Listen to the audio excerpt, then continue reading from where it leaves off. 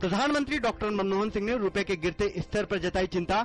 इसके साथ ही प्रधानमंत्री ने कहा कि रुपए की कमजोरी के लिए अप्रत्याशित वैश्विक घटनाक्रम जिम्मेदार है। हालांकि उन्होंने भारतीय अर्थव्यवस्था की मजबूत बुनियाद पर पूरा भरोसा जताया। प्रधानमंत्री ने कहा कि नीति निर्माताओं के लिए चालू खाते का घाटा एक बड़ी चिंता का विषय है। उन्होंने विश्वास जताया कि इस वित्त वर्ष के अंत तक चालू खाते के घाटे को कम कर 70 अरब अमेरिकी डॉलर तक ले आया जाएगा। भाजपा के वरिष्ठ नेता और पूर्व वित्त मंत्री यशवंत सिन्हा ने प्रधानमंत्री डॉक्टर मनमोहन सिंह के बयान पर कहा कि हमें निराशा है कि प्रधानमंत्री ने किसी विपक्ष के नेता को इतने गंभीर मामले पर बोलने का अवसर भी नहीं दिया और सदन से उठकर चले गए।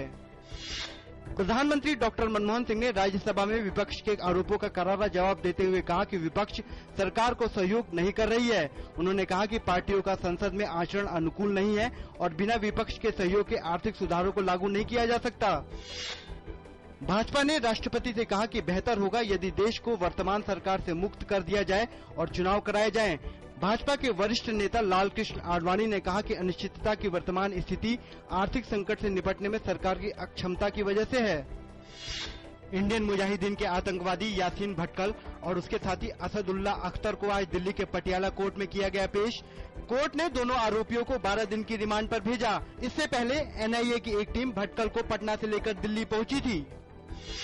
जम्मू कश्मीर के गंदरबल के वुसैन जिले में आज सेना के जवानों ने 5 आतंकियों को मार गिराया है। सेना ने यह कार्रवाई कुछ आतंकवादियों के गांव में छिपे होने की सूचना पर छापा मारकर की। शेयर बाजार में देखी गई तेजी। सेंसेक्स आज 219 अंक बढ़कर 18,620 अंक पर हुआ बंद।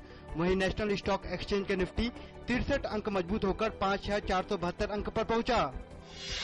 भारतीय अंतरिक्ष अनुसंधान संगठन ने कल मध्य रात्रि GSAT-7 उपग्रह का फ्रेंच गुयाना के कोरू यूरोपियन अंतरिक्ष केंद्र से सफल प्रक्षेपण किया। स्वदेशी तकनीक से निर्मित इस उपग्रह का इस्तेमाल भारतीय सेना में संचार व्यवस्था को प्रभावी बनाने के लिए किया जाएगा।